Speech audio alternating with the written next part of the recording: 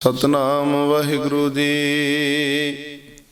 सूरा सो पहचानिए जो लड़े दीन के हेत।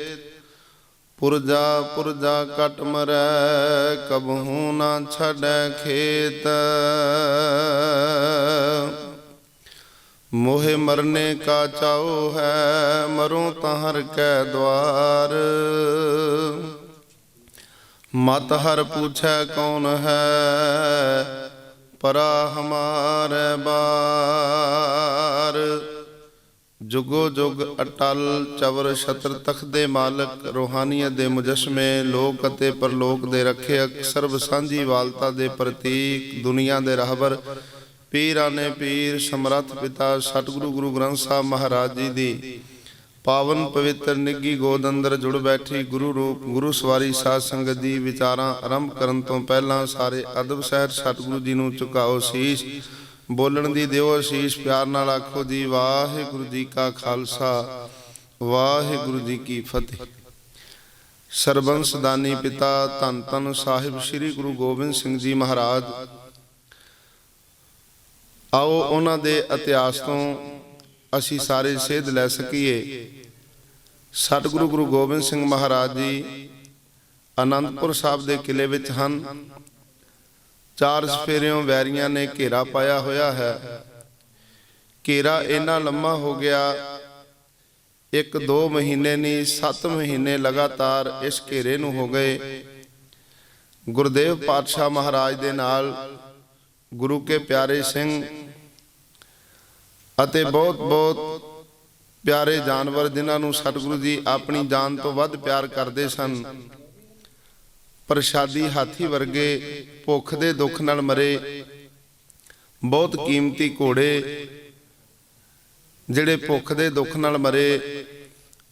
और बहुत सारे गुरु के सिंह भुख तो तंग आके गुरदेव पातशाह महाराज दे कोलों आनंदपुर साहब नूं किले नूं छड्ड के भी गए। जिन्हां दे विचों भाई दुनी चंद भाई महा सिंह इत्यादि आप जी नाम पढ़ते हो। अल्लाह यार खां जोगी लिखदा है घेरा इन्ना लम्मा हो गया 4 सफेरियों 10 लाख वैरी ने घेरा पाया होया है। उहदे बड़े प्यारे बोल ने कहंदा जिस घड़ी आनंदपुर में सतगुरु मुकीम थे हमरा घर के लोग थे और कुछ नदीम थे। चारों ओर किले को घेरे गनीम थे।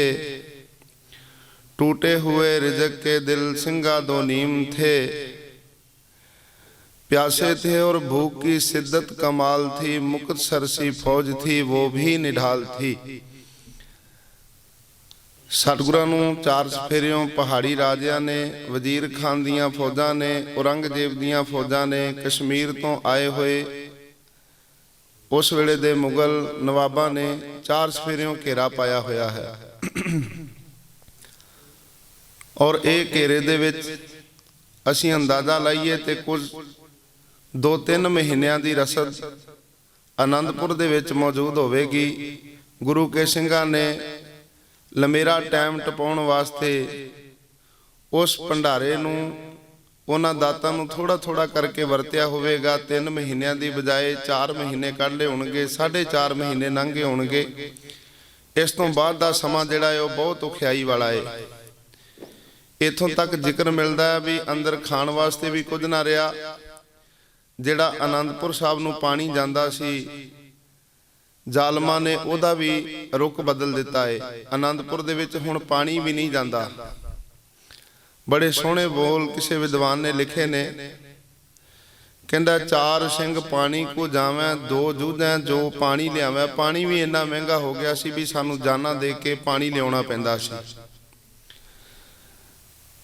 अज अंदर गुरु के सिंह बहुत परेशान ने और गल्लां चलदियां ने भी पता नहीं किन्ना कुछ चिर घेरा पिया रहेगा।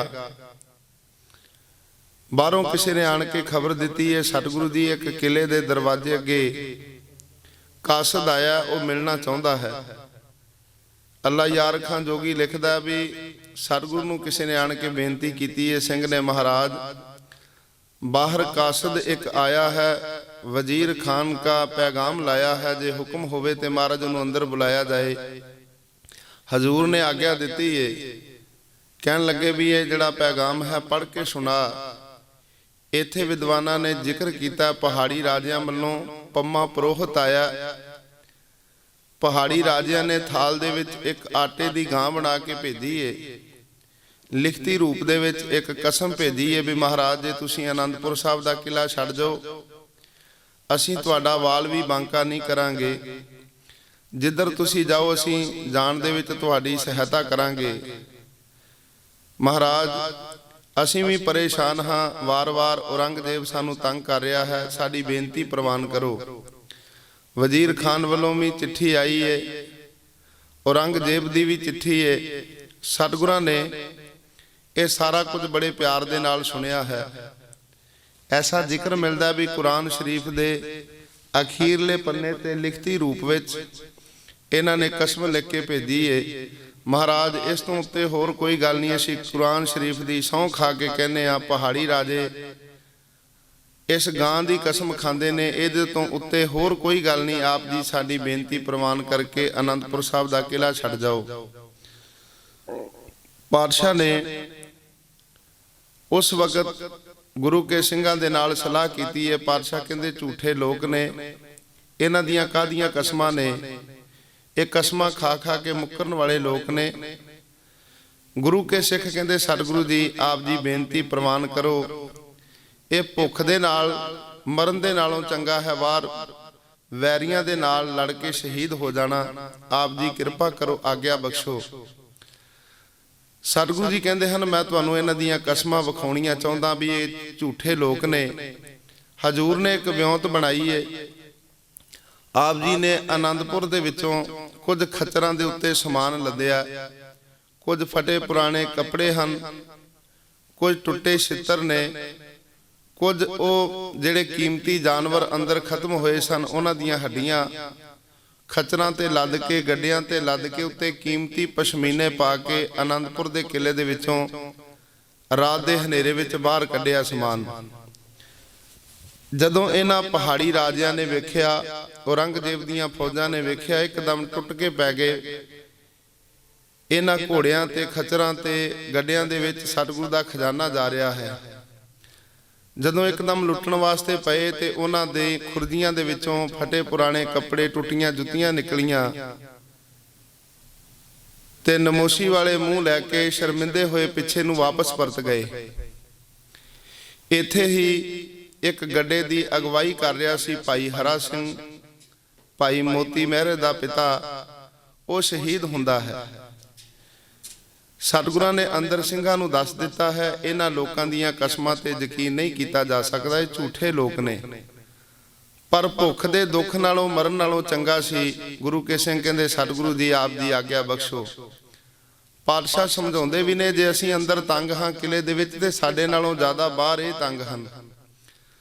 पहलां गर्मियां दा दुख इन्हां ने सहा, फिर बरसात दा वरखा दे समय हड़ आए, उदों भी ये परेशान रहे। हुण शरद रुत आई है और इस शरद रुत विच भी ये अत दे दुखी ने। तुसीं कुछ दिन होर रुको। गुरु के सिंह सतगुरु नूं बेनती करदे ने पातशाह हुण चंगा है कि आपां आनंदपुर नूं छड्ड चलीए। पातशाह ने इन्हां दी बेनती नूं प्रवान करके 6 ते 7 पोह दी सांझी रात नूं किले नूं छड्डिया। जिवें ही हजूर किले दे विचों बाहर निकले ने, बड़ी सोहणी विਉਂਤ बनाई है। अगे अगे गुरु के सिंह निशान साहब लैके चलते ने, पिछे काफला तुरदा है और विचकार सतगुरु गुरु गोबिंद सिंह महाराज, उन्हां दे लखते जिगर माता गुजरी जी और गुरु के सिंह तुरदे ने। इस तरीके नाल काफला तुरिया जा रहा। किसी विद्वान ने लिखिया भी बाबा अजीत सिंह जी सारियां तो पिछे चलते ने, जिहदा भाव है भी सारियां तो अगे तुर रहे ने, क्योंकि जालमा ने जदों चढ़ाई करके आना तो सब तो पहला उन्होंने पिछले पासे आना है, तो बाबा अजीत सिंह जी पिछले पासे उन्हों का टाकरा करने वास्ते ने। यह काफला तुरिया जा रहा है। जदों कीरतपुर साहब के कोलों दी लंघे, धन गुरु गोबिंद सिंह महाराज जी ने वड्डे गुरु साहबां दे स्थान नूं नमस्कार कीती है ਤੇ ਆਪ ਜੀ ਸਰਸਾ ਦੇ ਕੰਢੇ ਤੇ ਪਹੁੰਚੇ ਨੇ। ਰਾਹ ਦੇ ਵਿੱਚ ਕਮਸਾਨ ਦਾ ਯੁੱਧ ਜਗ੍ਹਾ ਜਗ੍ਹਾ ਹੁੰਦਾ ਏ। ਭਾਈ ਉਦੇ ਸਿੰਘ, ਭਾਈ ਜੀਵਨ ਸਿੰਘ, ਬਾਬਾ ਅਜੀਤ ਸਿੰਘ, ਗੁਰੂ ਕੇ ਪਿਆਰੇ ਸਿੰਘ ਇਸ ਯੁੱਧ ਦੇ ਵਿੱਚ ਲੜਦੇ ਨੇ। ਧੰਨ ਗੁਰੂ ਗੋਬਿੰਦ ਸਿੰਘ ਮਹਾਰਾਜ ਜੀ ਦਾ ਹੁਕਮ ਹੋਇਆ, ਅੰਮ੍ਰਿਤ ਵੇਲਾ ਹੋਇਆ ਤੇ ਪਾਤਸ਼ਾਹ ਨੇ ਹੁਕਮ ਕੀਤਾ ਏ। ਕਹਿੰਦੇ ਨੇ ਭਾਈ ਗੁਰੂ ਕੇ ਸਿੱਖੋ, ਹੁਣ ਸਾਰੇ ਨਿਤਨੇਮ ਦੇ ਨਾਲ ਜੁੜ ਜਾਓ। ਅੱਲਾ ਯਾਰ ਖਾਨ ਜੋਗੀ ਲਿਖਦਾ ਵੀ ਸਮਾਂ ਆ ਗਿਆ ਜਪ ਕੋ ਪੜਨਾ ਜ਼ਰੂਰ ਥਾ, ਪੜ ਕੇ ਗ੍ਰੰਥ ਕੋ ਬੜਾਨਾ ਸਰੂਰ ਥਾ। ਸਤਿਗੁਰਾਂ ਨੇ ਆਪ ਵੀ ਨਿਤਨੇਮ ਦੀਆਂ ਬਾਣੀਆਂ ਪੜ੍ਹੀਆਂ ਨੇ।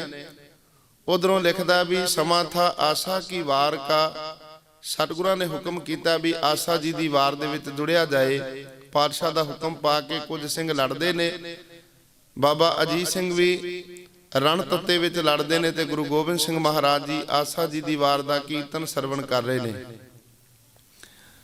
ਇਧਰੋਂ ਆਸਾ ਜੀ ਦੇ ਵਾਰ ਦੀ ਭੋਗ ਪਿਆਏ ਤੇ ਉਸ ਵੇਲੇ ਤੱਕ ਭਾਈ ਮਣੀ ਸਿੰਘ, ਮਾਤਾ ਸੁੰਦਰੀ ਜੀ, ਮਾਤਾ ਸਾਹਿਬ ਦੇਵਾ, ਬੇਅੰਤ ਗੁਰੂ ਕੇ ਸਿੰਘ ਜਿਹੜੇ ਨੇ ਸਰਸਾ ਨੂੰ ਪਾਰ ਕਰ ਗਏ ਨੇ।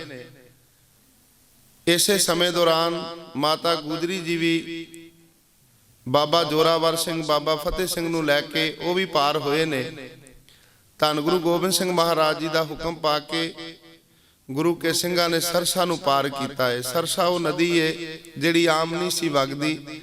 ਜਿਹੜੀਆਂ ਨਦੀਆਂ ਆਮ ਵਗਦੀਆਂ ਨੇ ਉੱਥੇ ਕਈ ਤਰ੍ਹਾਂ ਦੇ ਸਾਧਨ ਹੁੰਦੇ ਨੇ, ਕਿਤੇ ਬੇੜੀਆਂ ਹੁੰਦੀਆਂ ਨੇ, ਕਿਤੇ ਲੋਕਾਂ ਨੇ ਪੁਲ ਬਣਾਏ ਹੁੰਦੇ ਨੇ ਜਾਂ ਹੋਰ ਕਈ ਸਾਧਨ, ਪਰ ਇੱਥੇ ਕੋਈ ਸਾਧਨ ਨਹੀਂ। ਇਹ ਨਦੀ ਆਮ ਨਹੀਂ ਸੀ ਵਗਦੀ। ਅੱਜ ਪਹਾੜਾਂ ਤੇ ਵਰਖਾ ਬਹੁਤੀ ਹੋਣ ਕਰਕੇ ਇਹਦੇ ਵਿੱਚ ਵੀ ਹੜ੍ਹ ਆਇਆ ਹੋਇਆ। ਹੁਕਮ ਪਾ ਕੇ ਸਤਿਗੁਰੂ ਦਾ ਗੁਰੂ ਕੇ ਸਿੰਘ ਪਾਰ ਹੁੰਦੇ ਨੇ। ਬਹੁਤ ਸਾਰਾ ਜਾਨੀ ਮਾਲੀ ਨੁਕਸਾਨ ਸਤਿਗੁਰਾਂ ਦਾ ਇੱਥੇ ਹੁੰਦਾ। 9 ਮਣ ਪੱਕੇ ਦਾ ਗ੍ਰੰਥ ਵਿਦਿਆ ਸਾਗਰ ਇਸ ਸਰਸਾ ਦੇ ਵਿੱਚ ਭੇਂਟ ਹੋ ਗਿਆ। ਬਹੁਤ ਸਾਰੇ ਘੋੜੇ ਜਿਹੜੇ ਨੇ ਉਹ ਸਰਸਾ ਦੇ ਵਿੱਚ ਰੁੜ ਗਏ। ਗੁਰੂ ਕੇ ਪਿਆਰੇ ਸਿੰਘ ਸਰਸਾ ਦੇ ਵਿੱਚ ਵਹਿਣ ਦੇ ਵਿੱਚ ਵਹਿ ਗਏ। ਜਦੋਂ ਸਰਸਾ ਨੂੰ ਪਾਰ ਕੀਤਾ ਹੈ ਤੇ ਗਿਣਤੀ ਦੇ ਗੁਰੂ ਕੇ ਸਿੰਘ ਸਤਿਗੁਰਾਂ ਦੇ ਨਾਲ ਨੇ। ਪਾਤਸ਼ਾਹ ਨੇ ਹੁਕਮ ਕੀਤਾ ਵੀ ਲੱਭਿਆ ਜਾਏ ਬਾਬਾ ਜੋਰਾਵਰ ਸਿੰਘ, ਬਾਬਾ ਫਤਿਹ ਸਿੰਘ ਨੂੰ। ਗੁਰੂ ਕੇ ਸਿੰਘ ਕੁਝ ਦੂਰ ਵੇਖਣ ਵੀ ਗਏ ਨੇ ਪਰ ਉਹਨਾਂ ਦਾ ਕੋਈ ਅਤਾ ਪਤਾ ਨਹੀਂ।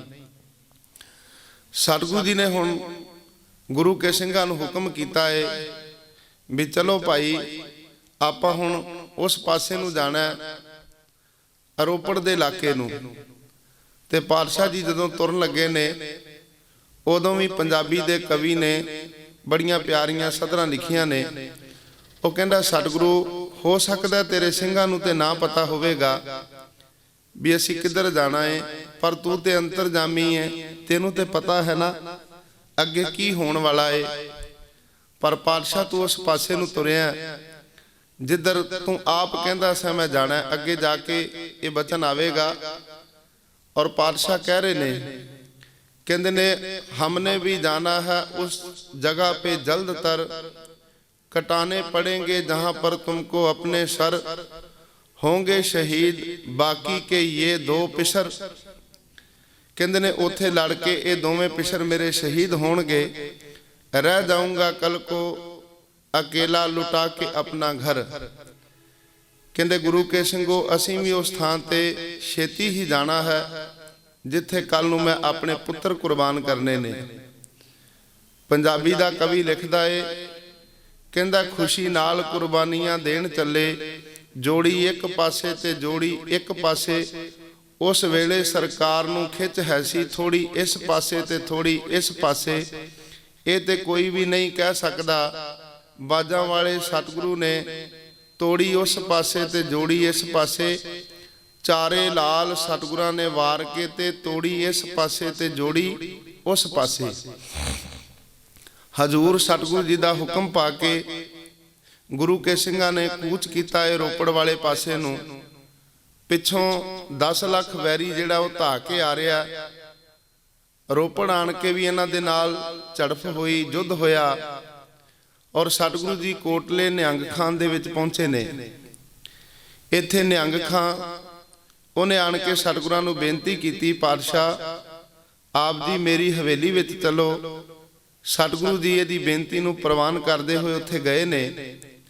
ਭਾਈ ਬਚਿੱਤਰ ਸਿੰਘ ਜਿਹੜਾ ਉਸ ਵਿੱਚ ਫੱਟੜ ਹਾਲਤ ਦੇ ਵਿੱਚ ਸੀ, ਗੁਰਦੇਵ ਪਾਤਸ਼ਾਹ ਮਹਾਰਾਜ ਨੇ ਭਾਈ ਬਚਿੱਤਰ ਸਿੰਘ ਜਿਨ੍ਹਾਂ ਨੂੰ ਬਹੁਤ ਸਾਰੇ ਫੱਟ ਲੱਗੇ ਹੋਏ ਨੇ, ਭਾਈ ਨਿਹੰਗ ਖਾਨ ਦੇ ਘਰ ਦੇ ਵਿੱਚ ਇੱਕ ਕਮਰੇ ਦੇ ਵਿੱਚ ਉਹਨੂੰ ਲਟਾ ਦਿੱਤਾ ਏ। ਔਰ ਸਤਿਗੁਰੂ ਜੀ ਇੱਥੋਂ ਇੱਕ ਰਾਤ ਕੱਟ ਕੇ ਅੱਗੇ ਤੁਰੇ ਨੇ। ਜਿਵੇਂ ਪਾਤਸ਼ਾਹ ਅੱਗੇ ਵਧੇ ਨੇ, ਮਗਰੋਂ ਮੁਗਲ ਫੌਜਾਂ ਜਿਹੜੀਆਂ ਨੇ ਉਹ ਭਾਲ ਕਰਦੀਆਂ ਉਸ ਹਵੇਲੀ ਵਿੱਚ ਪਹੁੰਚੀਆਂ ਨੇ। ਉਹਨਾਂ ਨੇ ਆਣ ਕੇ ਨਿਹੰਗ ਖਾਨ ਦੇ ਘਰ ਦੀ ਤਲਾਸ਼ੀ ਲਈਏ। ਕਹਿੰਦੇ ਸਾਨੂੰ ਪਤਾ ਲੱਗਿਆ ਹੈ ਕਿ ਇੱਥੇ ਗੁਰੂ ਗੋਬਿੰਦ ਸਿੰਘ ਮਹਾਰਾਜ ਸਰਕਾਰ ਦੇ ਬਾਗੀ ਅਤੇ ਕੁਝ ਸਿੰਘ ਆਏ ਨੇ। ਨਿਹੰਗ ਖਾਨ ਨੇ ਕਿਹਾ ਵੀ ਤੁਸੀਂ ਬੇਫਿਕਰ ਹੋ ਕੇ ਸਾਰੇ ਘਰ ਦੀ ਤਲਾਸ਼ੀ ਲੈ ਸਕਦੇ ਹੋ। ਭਾਈ ਨਿਹੰਗ ਖਾਨ ਦੇ ਘਰ ਦੀ ਤਲਾਸ਼ੀ ਹੋਈ ਏ। ਜਦੋਂ ਸਾਰੇ ਕਮਰਿਆਂ ਦੀ ਤਲਾਸ਼ੀ ਕਰ ਲਈ, ਉਸ ਵੇਲੇ ਇਸ ਗੁਰੂ ਕੇ ਲਾਲ ਨੇ ਆਪਣੀ ਜਵਾਨ ਬੇਟੀ ਬੀਬੀ ਮੁਮਤਾਜ਼ ਉਹਨੂੰ ਉਸ ਕਮਰੇ ਦੇ ਵਿੱਚ ਵਾੜ ਦਿੱਤਾ ਏ, ਜਿਸ ਕਮਰੇ ਦੇ ਵਿੱਚ ਭਾਈ ਬਚਿੱਤਰ ਸਿੰਘ ਹੈ। ਬੱਚੀ ਨੇ ਅੰਦਰੋਂ ਜਾ ਕੇ ਕੁੰਡੀ ਲਾ ਲਈ ਏ। ਜਦੋਂ 4 ਚੁਫੇਰਿਓਂ ਘਰ ਦੀ ਤਲਾਸ਼ੀ ਕਰਕੇ ਇਸ ਕਮਰੇ ਦੇ ਕੋਲ ਆਏ, ਪੁੱਛਦੇ ਨੇ ਵੀ ਇਸ ਕਮਰੇ ਦੇ ਵਿੱਚ ਕੌਣ ਹੈ। ਜਦੋਂ ਸਿਪਾਹੀਆਂ ਨੇ ਪੁੱਛਿਆ ਤੇ ਉਸ ਵੇਲੇ ਨਿਹੰਗ ਖਾਨ ਨੇ ਆਖਿਆ ਇੱਥੇ ਮੇਰੀ ਧੀ ਤੇ ਉਹਦਾ ਖਾਮਦ ਹੈ, ਭਾਵ ਮੇਰਾ ਧੀ ਤੇ ਜਵਾਈ ਅੰਦਰ ਹਨ। ਜਦੋਂ ਐਸੇ ਬੋਲ ਸੁਣੇ, ਕਹਿੰਦੇ ਤੂੰ ਦਰਵਾਜ਼ਾ ਖੋਲ ਸਕਦਾ? ਕਹਿੰਦਾ ਮੈਂ ਖੋਲ ਦੇਣਾ, ਪਰ ਅੰਦਰ ਮੈਂ ਆਪਣੀ ਬੇਟੀ ਨੂੰ ਆਵਾਜ਼ ਮਾਰ ਕੇ ਪੁੱਛ ਲਵਾਂ। ਥੱਕੇ ਟੁੱਟੇ ਆਏ ਨੇ, ਜੇ ਆਰਾਮ ਕਰ ਰਹੇ ਹਨ ਤੇ ਤੁਸੀਂ ਇਹਨੂੰ ਖੋਲ ਕੇ ਕੀ ਲੈਣਾ ਹੈ। ਆਵਾਜ਼ ਮਾਰਦਾ ਭਾਈ ਨਿਹੰਗ ਖਾਨ, ਬੱਚੀਏ ਤੇਰੇ ਘਰ ਵਾਲਾ ਤੇਰਾ ਖਾਮਦ ਜਾਗਦਾ ਹੈ ਕਿ ਸੁੱਤਾ ਹੈ?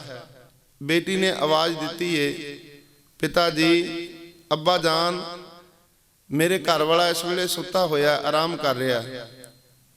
ਜਦੋਂ ਸਿਪਾਹੀਆਂ ਨੇ, ਕੋਤਵਾਲ ਨੇ ਇਹ ਆਵਾਜ਼ ਸੁਣੀ, ਕਹਿਣ ਲੱਗੇ ਚਲੋ ਅੱਗੇ ਚਲੀਏ, ਆਪਾਂ ਸਾਰੇ ਘਰ ਦੀ ਤਲਾਸ਼ੀ ਲੈ ਲਈ ਹੈ। ਵਾਪਸ ਹੋ ਗਏ, ਉਸ ਕਮਰੇ ਦੀ ਤਲਾਸ਼ੀ ਨਹੀਂ ਹੋਈ। ਸਮਾਂ ਪਾ ਕੇ ਭਾਈ ਬਚਿੱਤਰ ਸਿੰਘ ਜੀ ਜਿਨ੍ਹਾਂ ਨੂੰ ਬਹੁਤ ਸਾਰੇ ਫੱਟ ਲੱਗੇ ਸਨ, ਸ਼ਹੀਦ ਹੋ ਗਏ। ਉਹਨਾਂ ਨੇ ਆਪਣਾ ਸਰੀਰਕ ਚੋਲਾ ਭਾਈ ਨਿਹੰਗ ਖਾਨ ਦੇ ਘਰ ਵਿੱਚ ਹੀ ਛੱਡ ਦਿੱਤਾ। ਭਾਈ ਨਿਹੰਗ ਖਾਨ ਨੇ ਸਮਾਂ ਵਿਚਾਰ ਕੇ ਉਹਨਾਂ ਦੇ ਸਰੀਰ ਨੂੰ ਬਿਲੇ ਲਾਇਆ, ਉਹਨਾਂ ਦੇ ਸਰੀਰ ਦਾ ਸੰਸਕਾਰ ਕੀਤਾ ਗਿਆ। ਇਧਰਲੇ ਪਾਸੇ ਗੁਰੂ ਗੋਬਿੰਦ ਸਿੰਘ ਮਹਾਰਾਜ ਤੁਰਦਿਆਂ ਹੋਇਆਂ ਇੱਕ ਬਾਗ ਦੇ ਵਿੱਚ ਪਹੁੰਚੇ ਨੇ। ਭਾਈ ਬੁੱਧੀ ਚੰਦ ਜਿਹੜਾ ਚਮਕੌਰ ਦਾ ਨਿਵਾਸੀ ਏ, ਜਿਹਦੀ ਗੜੀ ਦੇ ਵਿੱਚ ਸਤਿਗੁਰਾਂ ਨੇ ਜਾਣਾ ਏ, ਇਹ ਸਵੇਰ ਤੋਂ ਭਾਲ ਕਰਨ ਵਿੱਚ ਲੱਗਿਆ ਹੋਇਆ। ਜਦੋਂ ਇਹਨੂੰ ਪਤਾ ਲੱਗਾ ਵੀ ਸਤਿਗੁਰੂ ਜੀ ਅਨੰਦਪੁਰ ਸਾਹਿਬ ਦਾ ਕਿਲਾ ਛੱਡ ਕੇ ਆਏ ਨੇ, ਲੱਭਦਿਆਂ ਇਹ ਵੀ ਉਸ ਬਾਗ ਦੇ ਵਿੱਚ ਪਹੁੰਚਿਆ। ਇਹਨੇ ਜਾ ਕੇ ਬੇਨਤੀ ਕੀਤੀ ਹੈ, ਸਤਿਗੁਰੂ ਜੀ, ਆਪ ਜੀ ਇਹ ਸਾਰੇ ਯੁੱਧ ਸਾਡੇ ਕਰਕੇ ਲੜ ਰਹੇ ਹੋ, ਮਹਾਰਾਜ ਆਪ ਜੀ ਕਿਰਪਾ ਕਰਕੇ ਰੜੇ ਮੈਦਾਨ ਵਿੱਚ ਲੜਨ ਦੇ ਨਾਲੋਂ ਮਹਾਰਾਜ ਮੇਰੀ ਹਵੇਲੀ ਦੇ ਵਿੱਚ ਚੱਲੋ, ਉੱਥੇ ਜਾ ਕੇ ਆਪ ਜੀ ਜ਼ਾਲਮਾਂ ਦਾ ਟਾਕਰਾ ਕਰਨਾ। ਬਹੁਤਾ ਵੱਡਾ ਕੋਈ ਕਿਲਾ ਨਹੀਂ ਹੈ ਤੇ ਕੱਚੀ ਹਵੇਲੀ, ਪਰ ਸਤਿਗੁਰੂ ਜੀ ਯੁੱਧ ਕਰਨ ਦੇ ਵਿੱਚ ਬਹੁਤ ਵੱਡੀ ਸਹਾਇਤਾ ਕਰੇਗੀ।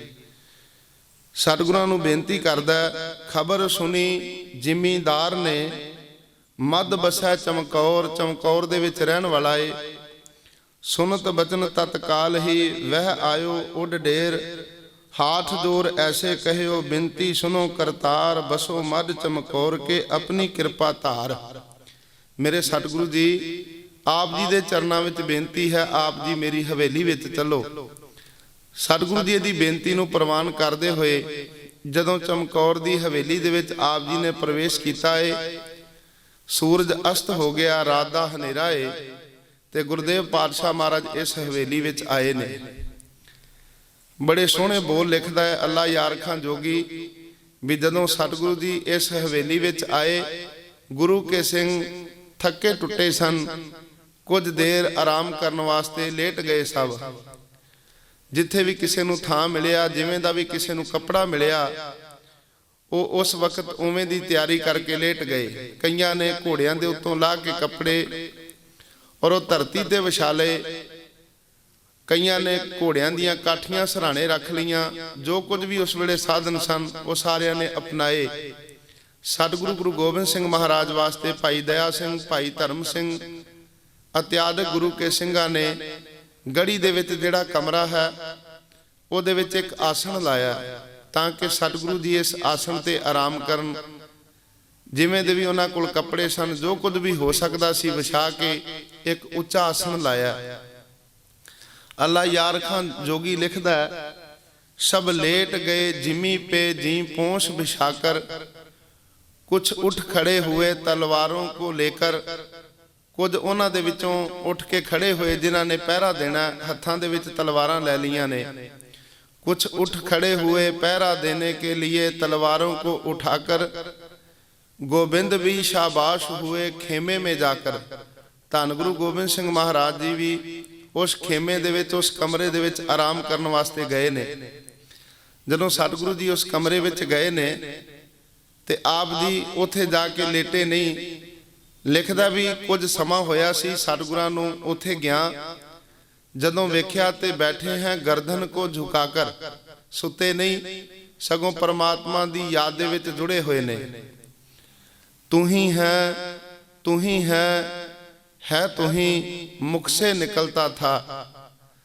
वाहेगुरु वाहेगुरु वाहेगुरु मुख से निकलता था। तू ही है तू ही मुख से निकलता था। इस तरीके नाल सतगुरु जी परमात्मा दी बंदगी विच जुड़े हुए ने। और कुछ समय बाद सतगुरु जी इस खेमे दे विचों बाहर आउंदे ने। डेढ़ घड़ी बीती जिक्रे खुदा में, खेमे से निकल आए हजूर हवा में। सतगुरु जी बाहर आउंदे ने और सारी गड़ी दे विच पातशाह चक्कर ला रहे ने। कदमों से टहलते थे दिल था दुआ में। परमात्मा दे चरनां विच ध्यान जुड़िया होया और कदमां दे नाल सतगुरु जी टहल रहे ने। गड़ी दे विच एक एक सिंह नूं तक रहे ने। कहते थे मुख से ऐ खुदा कल को जाऊंगा मैं। हे सतगुरु, हे परमात्मा, मैं इस गड़ी दे विचों कल नूं अपना परिवार वार के सुरखरू होके जावांगा। कदमों से टहलते थे दिल था दुआ में। और मुख से कहते थे खुश हूं रजा में। कल को जाऊंगा मैं चमकौर से सुरखरू होकर। सतगुरु जी ऐसे बचन करते हैं, परमात्मा मैं तेरी रजा दे विच खुश हाँ, कल नूं अपना परिवार वार के मैं इस धरती तो जावांगा। और जदों सतगुरु जी चमकौर गढ़ी दे विच चक्कर कटदे ने, अपने ਸਿੰਘਾਂ ਨੂੰ तकदे ने, एक एक ਸਿੰਘ ਦੇ ਕੋਲ ਆਣ ਕੇ सतगुरु जी खलोंदे ने। बड़े प्यार दे नाल उन्हां दे चेहरिਆਂ ਨੂੰ तकदे ने, जिन्हां दे सिरां ਤੋਂ दस्तारां उतरीਆਂ होईਆਂ ने ते केस जिहड़े ने वो धरती दे नाल लगे हुए ने। गुरदेव पातशाह महाराज उन्हां दे केसां नूं ढंगदे, बड़े प्यार दे नाल ढकदे ने दस्तारे दे दे के। उत्थे अल्लाह यार खान जोगी लिखदा भी सतगुरु जी गुरु के ਸਿੰਘਾਂ दे मुखड़े भी चुमदे ने ते पैरां नूं भी चुमदे ने। आण के बाबा जीत सिंह ते जुझार सिंह दे कोल खड़े हो जांदे ने, बड़ा प्यार करदे ने। और प्यार दे विच कुछ शब्द कहंदे ने, कहंदे मासूम हो मजलूम हो दुनिया से भले हो। है मेरे बच्चों, तुसी बड़े प्यारे हो, भावें तुहाडीआं उमरां छोटियां ने पर दुनिया नालों चंगे हो। मासूम हो मजलूम हो दुनिया से भले हो। लखते गुर गोबिंद हो नाजों से पले हो। मेरे बच्चों, मेरे दिल दे तुसी टुकड़े हो, बड़े प्यार दे नाल तुहानू पालिया। दुनिया हुई अंधेर जब आंखों से टले हो। घर बार लुटा बाप कटा अब तुम भी चले हो। ऐ मेरे बच्चों, मेरा घर बार लुट गया, आनंदपुर साहब वर्गा शहर मैं छड़ के आ गया। एडे एडे वड्डे किले मैं छड़ दिते, मैं अपना पिता भी कुर्बान कर दिता। ते बच्चों हुण तुसीं भी मैनू छड़ के चले हो, मेरे नाल वादा करो कित्थे मैनू मिलोगे। ऐसा अल्लाह यार खान जोगी लिखदा। कहंदा मैं अपना परिवार वार के ਤੇ ਗੁਰੂ ਨਾਨਕ ਦੇਵ ਪਾਤਸ਼ਾਹ ਮਹਾਰਾਜ ਦਾ ਲਾਇਆ ਹੋਇਆ ਸਿੱਖੀ ਦਾ ਬੂਟਾ ਜਿਹੜਾ ਏ, ਉਸ ਬਾਗ ਨੂੰ ਮੈਂ ਖੂਨ ਦੇ ਨਾਲ ਖਿੜਿਆ ਵੇਖਣਾ ਚਾਹੁੰਦਾ। ਧੰਨ ਗੁਰੂ ਗੋਬਿੰਦ ਸਿੰਘ ਮਹਾਰਾਜ ਇਸ ਤਰੀਕੇ ਨਾਲ ਸਿੰਘਾਂ ਨੂੰ ਪਿਆਰ ਕਰਦੇ ਹੋਏ ਉਸ ਦਰਵਾਜ਼ੇ ਦੇ ਕੋਲ ਆਏ ਨੇ ਜਿੱਥੇ ਭਾਈ ਮਦਨ ਸਿੰਘ, ਭਾਈ ਕਾਠਾ ਸਿੰਘ ਪਹਿਰਾ ਦੇ ਰਹੇ ਸਨ। ਹਜ਼ੂਰ ਪਾਤਸ਼ਾਹ ਨੇ ਕਿਹਾ ਵੀ ਤੁਸੀਂ ਆਰਾਮ ਵਿੱਚ ਚਲੇ ਜਾਓ, ਹੁਣ ਪਹਿਰਾ ਮੈਂ ਦਿਆਂਗਾ। ਗੁਰੂ ਕੇ ਸਿੰਘ ਬੇਨਤੀਆਂ ਕਰਦੇ ਨੇ, ਨਹੀਂ ਮਹਾਰਾਜ ਆਪ ਜੀ ਆਰਾਮ ਫਰਮਾਓ, ਅਸੀਂ ਪਹਿਰੇ ਤੇ ਹਾਂ। ਸਤਿਗੁਰਾਂ ਨੇ ਗੁਰੂ ਕੇ ਸਿੰਘਾਂ ਨੂੰ ਕਿਹਾ, ਪਰ ਉਹ ਮੰਨਦੇ ਨਹੀਂ। ਇਸ ਤਰੀਕੇ ਨਾਲ ਰਾਤ ਬੀਤੀ। ਇਧਰੋਂ ਦਿਨ ਦਾ ਚੜਾ ਹੋਇਆ। ਵਜ਼ੀਰ ਖਾਨ ਤੇ ਹੋਰ ਜਿਹੜੇ ਜਰਨੈਲ ਨਾਲ ਆਏ ਨੇ, ਉਹ ਆਪਸ ਵਿੱਚ ਵਿਉਂਤਬੰਦੀ ਬਣਾਉਂਦੇ ਨੇ ਵੀ ਅਸੀਂ ਕਿਸ ਤਰੀਕੇ ਨਾਲ ਇਸ ਗੜੀ ਨੂੰ ਸਰ ਕਰਨਾ ਹੈ। ਇਹ ਆਪਣੀਆਂ ਵਿਉਂਤਾਂ ਬਣਾਉਂਦੇ ਨੇ। ਇਧਰ ਗੜੀ ਦੇ ਵਿੱਚ ਸਤਿਗੁਰੂ ਜੀ ਉਹ ਵੀ ਵਿਉਂਤਬੰਦੀ ਕਰ ਰਹੇ ਨੇ। ਕੁਝ ਗੁਰੂ ਕੇ ਸਿੰਘ ਜਿਹੜੇ ਨੇ ਉਹ ਗੜੀ ਦੇ 4 ਕੋਨਿਆਂ ਦੇ ਉੱਤੇ ਖਿਲਾਰ ਦਿੱਤੇ ਨੇ ਸਤਿਗੁਰਾਂ ਨੇ। ਇੱਕ ਪਾਸੇ ਮੇਰੇ ਸਤਿਗੁਰੂ ਜੀ ਆਪ ਉਸ ਮਮਟੀ ਦੇ ਵਿੱਚ ਬੈਠੇ ਨੇ, ਦੂਜੇ ਪਾਸੇ ਹੁਕਮ ਹੋਇਆ ਵੀ 5 ਸਿੰਘ ਜਿਹੜੇ ਨੇ ਉਹ ਯੁੱਧ ਦੇ ਵਿੱਚ ਜਾ ਕੇ ਲੜਨਗੇ। ਜਦੋਂ ਸਵੇਰ ਦਾ ਵਕਤ ਹੋਇਆ ਤੇ ਇੱਕਦਮ ਨਗਾਰੇ ਤੇ ਚੋਟਾਂ ਵੱਜੀਆਂ। ਅਲੀ ਅਲੀ ਦੇ ਨਾਅਰੇ ਲਾਉਂਦੇ ਹੋਏ ਇਹ ਜਿਹੜਾ 10 ਲੱਖ ਵੈਰੀ ਆਇਆ ਸੀ ਜਿਨ੍ਹਾਂ ਨੇ ਘੇਰਾ ਪਾਇਆ, ਇਹਨਾਂ ਨੇ ਰਾਤ ਸਾਰੀ ਇੱਥੋਂ ਆਣ ਕੇ ਖਬਰ ਲਈ ਕਿੰਨੇ ਕੁ ਸਿੰਘ ਨੇ ਗੜੀ ਦੇ ਵਿੱਚ। ਇਹਨਾਂ ਨੇ ਪੁੱਛਿਆ ਲਾਗੇ ਦੇ ਪਿੰਡਾਂ ਵਿੱਚ ਵਸਣ ਵਾਲੇ ਲੋਕਾਂ ਨੂੰ। ਕੁਝ ਨੇ ਇੰਜ ਆਖਿਆ ਵੀ ਜਦੋਂ ਅਸੀਂ ਵੇਖਿਆ ਉਦੋਂ ਕੋਈ 40-50 ਸਨ। ਕੁਝ ਐਸੇ ਸਨ ਜਿਨ੍ਹਾਂ ਦੇ ਬਿਲਕੁਲ ਖੂਨ ਦੇ ਨਾਲ ਚੋਲੇ ਜਿਹੜੇ ਨੇ ਲੱਥ ਪੱਥ ਸਨ, ਉਹਨਾਂ ਦੇ ਬੜੇ ਫੱਟ ਵੱਜੇ ਹੋਏ ਸਨ। ਤੇ ਕੁਝ ਜਿਹੜੇ ਗੁਰੂ ਸਾਹਿਬ ਨਾਲ ਪਿਆਰ ਕਰਨ ਵਾਲੇ ਸਨ, ਉਹ ਕਹਿੰਦੇ ਨੇ ਵੀ ਪਤਾ ਨਹੀਂ, ਜਦੋਂ ਅਸੀਂ ਰਾਤ ਵੇਖੇ ਨੇ ਉਦੋਂ ਤੇ ਇੰਨੇ ਕੁ ਸਨ ਜਾਂ ਇਸ ਤੋਂ ਵੱਧ, ਪਰ ਰਾਤ ਨੂੰ ਕੀ ਪਤਾ ਗੁਰੂ ਸਾਹਿਬ ਦੇ ਨਾਲ ਪਿਆਰ ਕਰਨ ਵਾਲੇ ਕਿੰਨੇ ਕੁ ਹੋਰ ਆ ਗਏ ਹੋਣ। ਜਦੋਂ ਐਸੇ ਬਚਨ ਸੁਣਦੇ ਨੇ ਤੇ ਅੰਦਰੋਂ ਡਰਦੇ ਵੀ ਨੇ ਵੀ ਪਤਾ ਨਹੀਂ ਗੜੀ ਦੇ ਵਿੱਚ ਕਿੰਨੇ ਕੁ ਸਿੰਘ ਨੇ। ਕਦੀ ਕਦੀ ਐਸਾ ਵੀ ਖਿਆਲ ਆਉਂਦਾ ਵੀ ਥੋੜੇ ਜਿਹੇ ਨੇ, ਗਿਣਤੀ ਦੇ ਨੇ, ਅਸੀਂ ਇੱਕਦਮ ਜਾ ਕੇ ਫੜ ਲੈਣਾ। ਦੁਸ਼ਮਣ ਨੇ ਇੱਕਦਮ ਬੜਾ ਜ਼ੋਰਦਾਰ ਹੱਲਾ ਬੋਲਿਆ। ਨਾਰ ਖਾਨ ਨੇ ਆਣ ਕੇ ਪੌੜੀ ਲਾਈ ਏ। ਉਹ ਚਾਹੁੰਦਾ ਵੀ ਮੈਂ ਗੁਰੂ ਗੋਬਿੰਦ ਸਿੰਘ ਮਹਾਰਾਜ ਨੂੰ ਜਿਉਂਦਿਆਂ ਫੜ ਲਵਾਂ। ਜਦੋਂ ਨਾਰ ਖਾਨ ਪੌੜੀ ਲਾ ਕੇ ਗੜੀ ਦੇ ਵਿੱਚ ਉੱਤੋਂ ਦੀ ਝਾਕਣ ਲੱਗਾ ਤੇ ਧੰਨ ਗੁਰੂ ਗੋਬਿੰਦ ਸਿੰਘ ਮਹਾਰਾਜ ਜੀ ਨੇ ਇਹਦੇ ਮੱਥੇ ਦਾ ਨਿਸ਼ਾਨਾ ਲਾ ਕੇ ਐਸਾ ਤੀਰ ਮਾਰਿਆ ਬਈ ਉੱਪਰੋਂ ਗੇੜੀਆਂ ਖਾਂਦਾ ਹੋਇਆ ਘੁੰਮ ਕੇ ਧਰਤੀ ਤੇ ਡਿੱਗਾ। ਦੂਸਰਾ ਜਰਨੈਲ ਫੌਜਾਂ ਦਾ ਗਨੀ ਖਾਂ ਸਾਹਮਣੇ ਆਇਆ। ਉਹਨੂੰ ਵਜ਼ੀਰ ਖਾਨ ਨੇ ਆਖਿਆ ਵੀ ਤੁਸੀਂ ਛੇਤੀ ਕਰੋ, ਗੜੀ ਦੇ ਉੱਪਰੋਂ ਦੀ ਜਾ ਕੇ ਅੰਦਰ ਪ੍ਰਵੇਸ਼ ਕਰੋ, ਪੌੜੀ ਲਾਓ। ਉਹਨੇ ਦੂਜੇ ਥਾਂ ਤੇ ਜਾ ਕੇ ਪੌੜੀ ਲਾਈ ਏ। ਆਪਣੇ ਵੱਲੋਂ ਕੋਸ਼ਿਸ਼ ਕੀਤੀ ਹੈ ਵੀ ਮੈਂ ਵੀ ਗੜੀ ਦੇ ਅੰਦਰ ਪ੍ਰਵੇਸ਼ ਕਰ ਜਾ। ਜਦੋਂ ਸਿਰ ਕੱਢ ਕੇ ਝਾਕਣ ਲੱਗਾ ਤੇ ਧੰਨ ਗੁਰੂ ਗੋਬਿੰਦ ਸਿੰਘ ਮਹਾਰਾਜ ਜੀ ਦੇ ਬਿਲਕੁਲ ਨੇੜੇ ਸੀ। ਸਤਿਗੁਰਾਂ ਨੇ ਐਸੀ ਗੁਰਜ ਮਾਰੀ ਇਹ ਸਿਰ ਦੇ ਵਿੱਚ ਵੀ ਇਹਦਾ ਸਿਰ ਜਿਹੜਾ ਫਿੱਤੀ ਫਿੱਤੀ ਕਰਕੇ ਰੱਖ ਦਿੱਤਾ, ਸਿਰ ਦੀ ਮਿੱਝ ਨਿਕਲ ਗਈ ਏ। ਇਹ ਵੀ ਭੁਆਂਟਣੀਆਂ ਖਾਂਦਾ ਪੌੜੀ ਤੋਂ ਥੱਲੇ ਡਿੱਗ ਪਿਆ।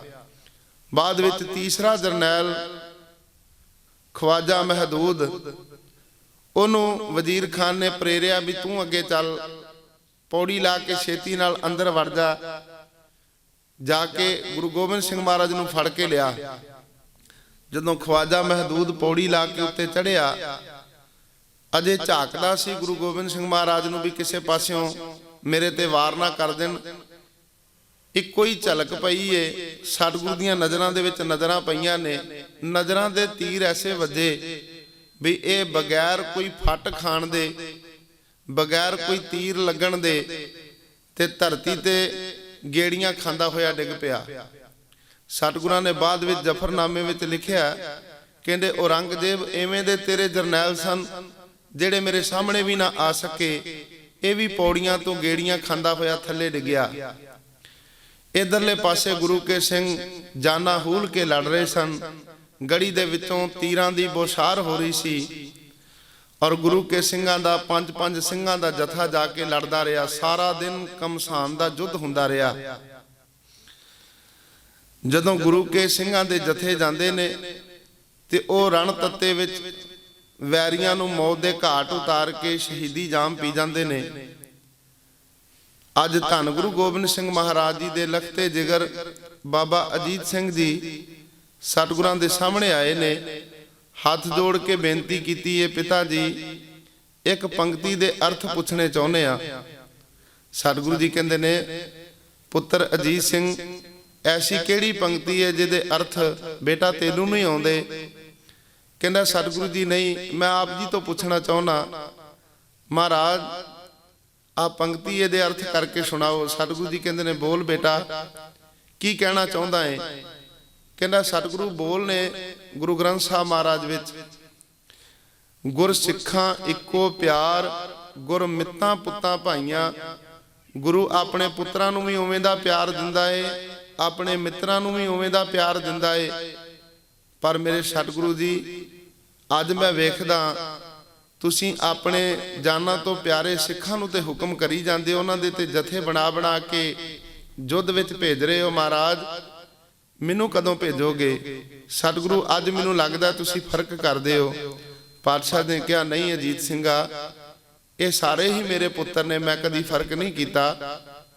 ਬੇਟਾ ਮੈਂ ਚਾਹੁੰਦਾ ਸਾਂ ਤੂੰ ਆਪਣੇ ਆਪ ਯੁੱਧ ਵਿੱਚ ਜਾਣ ਦੀ ਆਗਿਆ ਮੰਗੇ, ਤਾਂ ਕਿ ਆਉਣ ਵਾਲੇ ਸਮੇਂ ਦੇ ਵਿੱਚ ਤੇਰੇ ਵਰਗੇ ਯੋਧੇ ਜਿਹੜੇ ਨੇ ਉਹ ਜਦੋਂ ਵੀ ਕਿਤੇ ਕੌਮ ਨੂੰ ਦੇਸ਼ ਨੂੰ ਲੋੜ ਪਵੇਗੀ ਆਪਣੇ ਆਪ ਜਾਨਾਂ ਵਾਰਨ ਲਈ ਤਿਆਰ ਹੋ ਜਾਣਗੇ। ਬਾਬਾ ਅਜੀਤ ਸਿੰਘ ਜੀ ਕਹਿੰਦੇ ਨੇ, ਸਤਿਗੁਰੂ ਜੀ ਕਿਰਪਾ ਕਰਕੇ ਮੈਨੂੰ ਯੁੱਧ ਵਿੱਚ ਜਾਣ ਦੀ ਆਗਿਆ ਬਖਸ਼ੋ। ਉੱਥੇ ਵੀ ਬੜੇ ਪਿਆਰੇ ਬੋਲ ਲਿਖੇ ਨੇ ਅੱਲਾ ਯਾਰ ਖਾਂ ਜੋਗੀ ਨੇ। जोगी जी लिखते ने, नाम का अजीत हूँ, जीता नहीं जाऊंगा, जीता भी गया तो जीता नहीं आऊंगा। पिता जी मेरा नाम तुसी अजीत सिंह उदों रखिया सी जदों तुसी भंगाणी दा युद्ध जित के आए सी। महाराज जे नाम अजीत सिंह है तो जितया नहीं जावांगा, जे जितया भी गया तो जिउंदा वापस नहीं आवांगा। आप दी आग्या बख्शो। सतगुरां ने बाबे अजीत सिंह नूं थापड़ा दिता ते तोड़ दिता है। बाबा अजीत सिंह जी जाके रण तत्ते विच वैरियां दे नाल जूझदे ने। बड़ी तीरां दी बौछार हुई। इधरले पासे बाबा अजीत सिंह जी कस कस के तीर चला रहे सन, नाल गए सिंह वैरियां दे आहू ला रहे सन। इधरले पासे गढ़ी दे विचों गुरु गोबिंद सिंह महाराज तीर चलाउंदे ने, बाकी दे सिंघां ने तीर चलाए। एक वारी जेड़े वैरी कहंदे सन ना भी छाला मार मार के ਅਸੀਂ ਅੰਦਰ ਪ੍ਰਵੇਸ਼ ਕਰ ਜਾਾਂਗੇ, ਗੜੀ ਦੇ ਪੌੜੀਆਂ ਲਾ ਕੇ ਉਹਨਾਂ ਦੇ ਵਿੱਚ ਭਗਦੜ ਮਚ ਗਈ। ਸਾਰੇ ਪਿੱਛੇ ਹਟ ਗਏ। ਬਹੁਤ ਦੂਰ ਤੱਕ ਬਾਬਾ ਅਜੀਤ ਸਿੰਘ ਜੀ ਇਹਨਾਂ ਨੂੰ ਦੌੜਾ ਕੇ ਆਏ। ਆਖਰਕਾਰ ਯੁੱਧ ਲੜਦਿਆਂ ਲੜਦਿਆਂ ਬਾਬੇ ਅਜੀਤ ਸਿੰਘ ਦੇ ਪੱਥੇ ਦੇ ਵਿੱਚੋਂ ਤੀਰ ਮੁੱਕ ਗਏ। ਆਪ ਜੀ ਨੇ ਨੇਜੇ ਨੂੰ ਹੱਥ ਵਿੱਚ ਲੈ ਲਿਆ। ਨੇਜੇ ਦੇ ਨਾਲ ਬਹੁਤ ਸਾਰੇ ਵੈਰੀਆਂ ਨੂੰ ਮੌਤ ਦੇ ਘਾਟ ਉਤਾਰਿਆ। ਤੇ ਉਸ ਵੇਲੇ बाबा अजीत सिंह दे हाथ विच जिहड़ा नेजा सी वो एक फौजां दे जरनैल दे सीने दे विच मारिया। जिहदे सीने दे विच मारिया वो संजो दे विच मड़िया होया सी, लोहे दी संजो ने पहनी हुई सी। जदों ओहदे विच कलेजे दे विच नेजा मारिया, इन्ने जोर दी नेजा मारिया ओहदी नोक मुड़ गई। वापस जदों बाबा अजीत सिंह जी खिंचण लगे ते ओह लोहे दे नाल अड़ गया, बाहर निकलिया ना। बाबा जी ने छड़ दिता। उसे वेले तलवार संभाल ली। इन्ना भी समा युद्ध दे विच नहीं सी जिन्ना चिर गल करदियां लगदा, क्योंकि वैरी बिल्कुल सामने खड़े ने। आप जी ने तलवार हाथ विच ले लई ते गतका खेडना शुरू कर दिता। किसे वैरी दा तीर आण के बाबा जी दे वजन लगा ते बाबा जी ने घोड़े नूं एकदम इशारा किया। तीर बाबा जी दे वजन दी बजाय घोड़े दे वजया। घोड़ा फट्टड़ होया। आप जी ने घोड़ा भी छड्ड दिता। बिना घोड़े तो तलवार नाल युद्ध करदे ने। आखिरकार लड़दियां लड़दियां इन्ने तीर बाबा जी की छाती दे विच वजे भी आप जी धरती ते डिगे ने ते जकारा छड्डिया। इधरों गुरु गोबिंद सिंह महाराज जी ने गढ़ी दे विचों जकारा छड्डिया। अगे जदों कोई सिंह शहीद हुंदा सी ते गढ़ी दे विचों इन्नी जोर जोर दी आवाज़ां आउंदियां सन, गुरु के सिंह जकारे छड्डदे सन। हुण बाबा अजीत सिंह जी शहीद होए ने ते उदों जकारे दी आवाज़ नहीं आई। गुरु गोबिंद सिंह महाराज ने कलिया नहीं जकारा छड्डिया। इधरले पासे बाबा जुझार सिंह जी वो तक रहे ने गढ़ी दे विचों, मेरा वीर किवें दुश्मनां दा टाकरा करदा होया शहादत दा जाम पी गया। ਸਤਿਗੁਰਾਂ ਦੇ ਸਾਹਮਣੇ ਆਣ ਕੇ ਬਾਬੇ ਜੁਝਾਰ ਸਿੰਘ ਨੇ ਬੇਨਤੀ ਕੀਤੀ ਹੈ, ਪਾਤਸ਼ਾਹ ਕਿਰਪਾ ਕਰਕੇ ਮੈਨੂੰ ਵੀ ਮਹਾਰਾਜ ਜੰਗ ਦੇ ਵਿੱਚ ਜਾਣ ਦੀ ਆਗਿਆ ਬਖਸ਼ੋ। ਸਤਿਗੁਰਾਂ ਨੇ ਬਾਬੇ ਜੁਝਾਰ ਸਿੰਘ ਨੂੰ ਸੀਨੇ ਨਾਲ ਲਾਇਆ ਔਰ ਆਪਣੇ ਹੱਥੀਂ ਆਪਣੇ ਪੁੱਤਰ ਦੇ ਪੱਥੇ ਵਿੱਚ ਤੀਰ ਪਾਏ ਨੇ। ਉਦੋਂ ਵੀ ਅੱਲਾ ਯਾਰ ਖਾਨ ਜੋਗੀ ਲਿਖਦਾ ਏ ਵੀ ਸਤਿਗੁਰੂ ਜੀ ਨੇ ਬੜੇ ਪਿਆਰ ਨਾਲ ਸ਼ਸਤਰ ਦਿੱਤੇ ਨੇ। ਕਹਿੰਦੇ ਨੇ, ਲੈ ਪੁੱਤਰ, ਜੇ ਤੂੰ ਚੱਲਿਆ ਯੁੱਧ ਦੇ ਵਿੱਚ ਤੇ ਆ, ਮੈਂ ਤੈਨੂੰ ਤਿਆਰ ਕਰ ਦਿਆਂ। ਹਮ ਦੇਤੇ हैं खंजर इसे शमशीर समझना, नेजों की जगह दाता के तुम तीर समझना, जिसने मरे इससे उन्हें बेपीर समझना, जब सीने में लगे तीर जख्म आए तो रोना नहीं दलगीर समझना।